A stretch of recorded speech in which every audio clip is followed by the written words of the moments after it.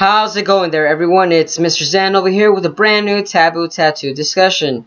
And for today's segment, folks, we're going to be talking about Taboo Tattoo episode 4, guys. And whew, I gotta say, guys, this episode is one of the money makers for the series so far because of the fact that we actually get some major plot development throughout this whole entire series. Some plot development. Each of the characters are getting some character progression. You know, there's actually a overlying story, and it's like it's actually flowing now. Like it's not really as to say it's not really scattered. Like all the plot points are starting to kind of come together. But I'm hoping that the arc that they're gonna introduce that's coming up right now, I'm hoping that it won't be quick and finished because of the fact that we're actually getting a rescue arc, guys. A rescue arc to save Lisa.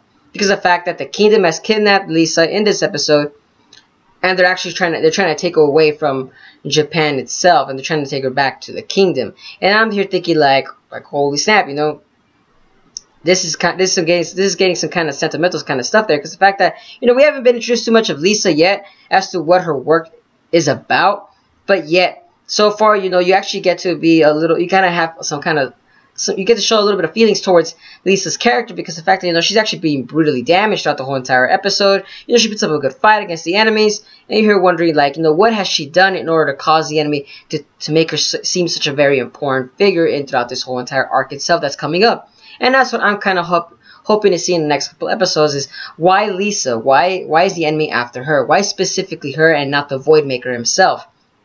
And yes, the Void Maker in this episode was involved. You know, Seigi, he had his own like clear-cut moments in this episode, but this wasn't really about him. But in this episode, we actually get to see some major plot development for him as well, with Tom trying to hold him back. But throughout the whole episode, like I said, each characters were getting major character developments. Now, the episode did start off with Seigi training under Izzy. And Izzy, you know, like how every, you know, stereotypical shonen character, you know, or like major stories that majority of them kind of explain is that the character gets a new power, and he's actually like a whiz at actually, you know, controlling these abilities that he already has. And I'm here thinking like, you know, that's pretty interesting, because I'm here thinking like, oh, the main character is somehow seems very special, you know, like controlling these tattoo powers that he has. And I'm here thinking like, so cliche. Okay, guys, I understand.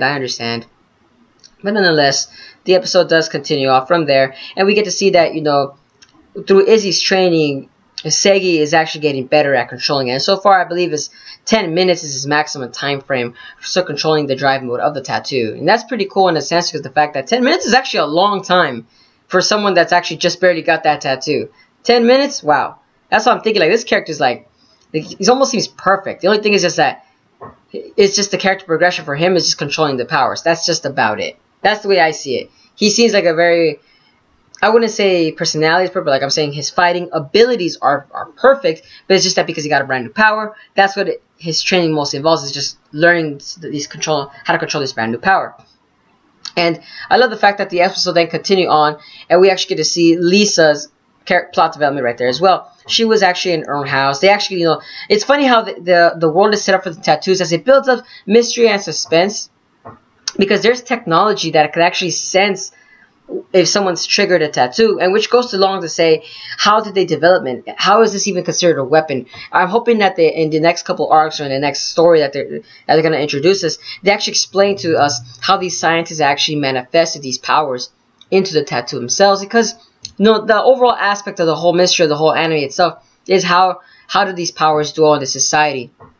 How do they actually capture these if they're actually monsters inside these tattoos? I'm assuming, because based on some of the skits that they showed in the intro and ending song, it seems to me like there's probably like a monster inside the tattoo itself, or something like that. Maybe it's just the author trying to emphasize how destructive, and how the character's trying to emphasize himself in the actual scene. Maybe it's just that. I could be mistaken, guys. But like I said, there's a lot of speculation going on in this series right now, and I'm loving the fact that in Lisa's, you know, in the moments that she's shown herself in this episode, she was shown to be a very formidable opponent.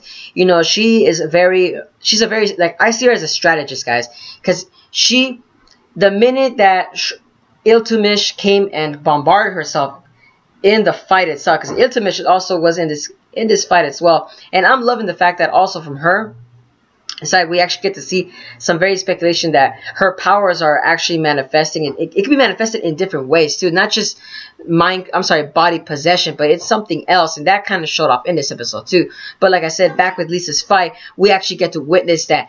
It's so hilarious that Lisa knows how to like control her environment. And it's funny as well because her powers is to deal with combustion itself. And usually people that are I would say, that have like pyrotechnics, I would say that these characters are very destructive. They're very outgoing. They're destructive nature. They don't think. They just act. That's the way they say it.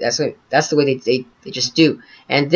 And Lisa's character, it seems like she's got it under control. She actually plans ahead. She's quick on her feet. You know, that's what I love about Lisa's character in this little scene that they kind of showcase here when she was fighting Iltutmish, was because of the fact that her character was seen as a very, formidable point. And I'm loving the fact that they show how strong she was, and yet she still lost to Iltutmish. And maybe it's because Iltutmish's character, like I said, they showed some new powers that they haven't showcased in the previous episodes, was because Iltutmish can actually walk through walls, and that was pretty cool in a sense, because Iltutmish is my favorite character of this series so far, and I'm here thinking like, man, Iltutmish is now becoming a central villain. Like so far, she's the first villain, the major villain that we're actually seeing, and that's what I'm kind of loving, because of the fact that Iltutmish is someone that it's like their first mountain that they have to climb over, and after that, I'm assuming it's gonna be someone else that's gonna come out stronger than Iltutmish. That's what I'm assuming. Most when they introduce a brand new villain that's gonna be stronger, they're gonna make Iltutmish probably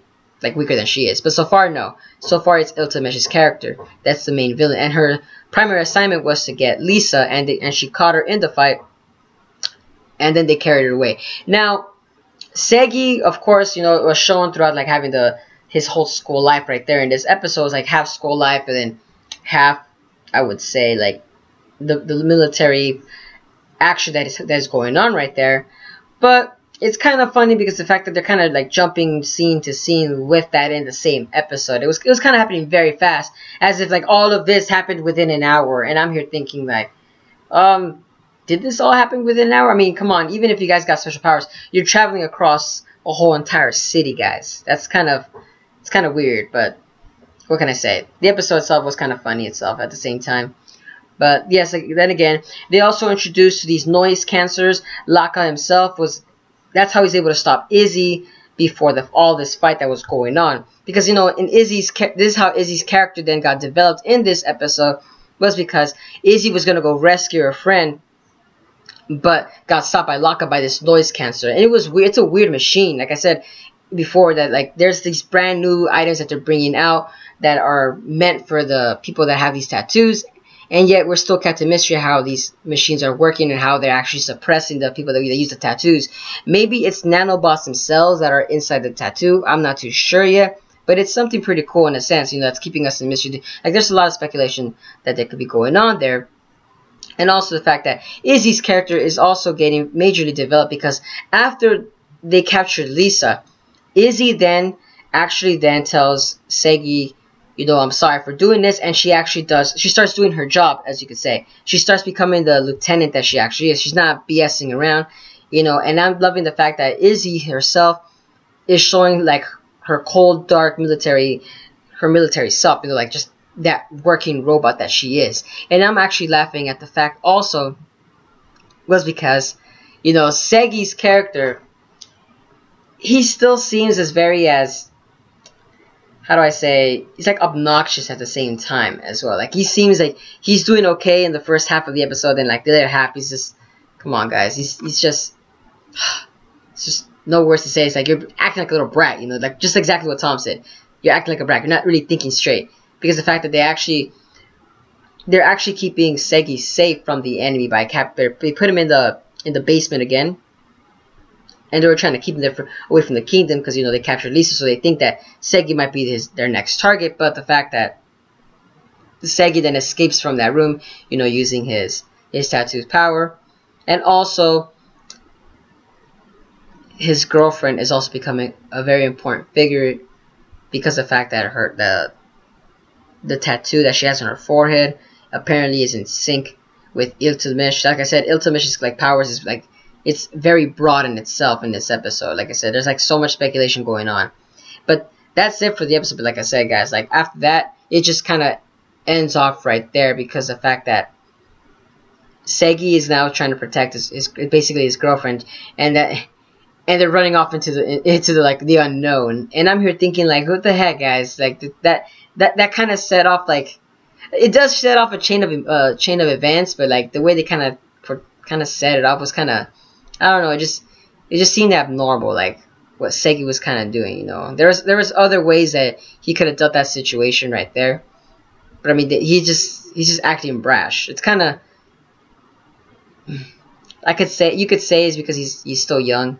Maybe that's why he's acting like. They're kind of trying to emphasize the fact that, you know, he's not an adult. You know, he's still a 15-year-old kid, and of course he can't do anything about it. But that's it for the episode, guys.